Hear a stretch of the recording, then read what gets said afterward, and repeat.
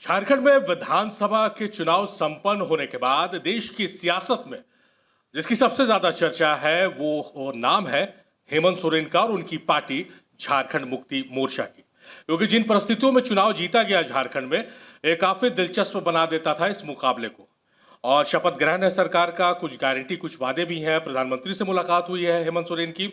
इन तमाम मसलों पर बात करने के लिए हमारे साथ जेएमएम के फायर ब्रांड नेता हैं जिनकी भूमिका इस चुनाव में बहुत महत्वपूर्ण रही, क्योंकि इन्होंने पक्ष रखा है जेएमएम का बहुत मजबूती के साथ, रीजनल से लेकर नेशनल प्लेटफॉर्म पर। तनुज खत्री हमारे साथ है। तनुज जी, बहुत स्वागत है न्यूज शेड के ऑफिस में।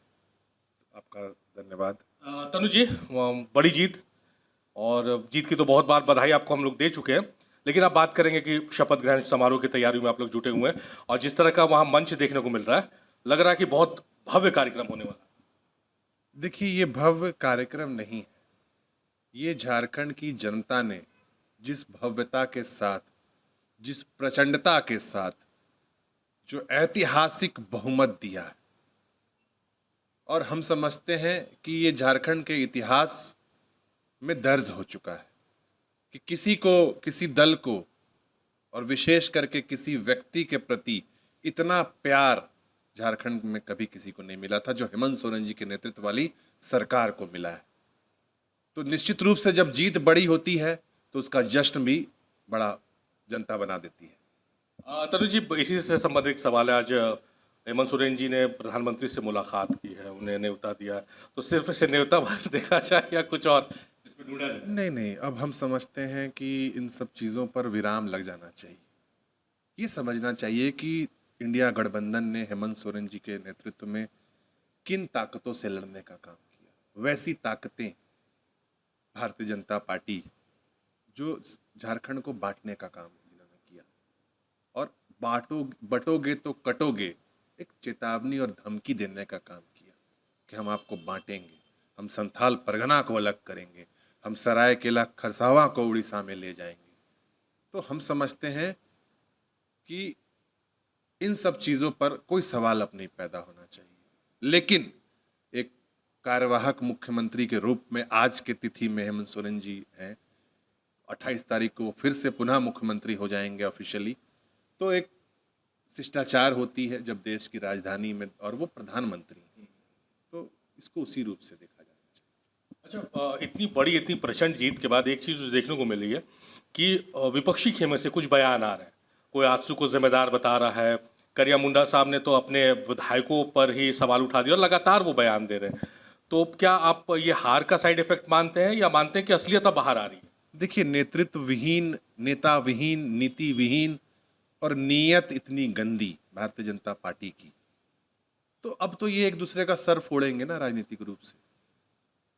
जब इनको चुनाव मुद्दों पर लड़ना था तो ये धर्म की ओर जा रहे थे, हिंदू मुसलमान के नाम पर चुनाव लड़ रहे थे, बांटने काटने की बात कर रहे थे।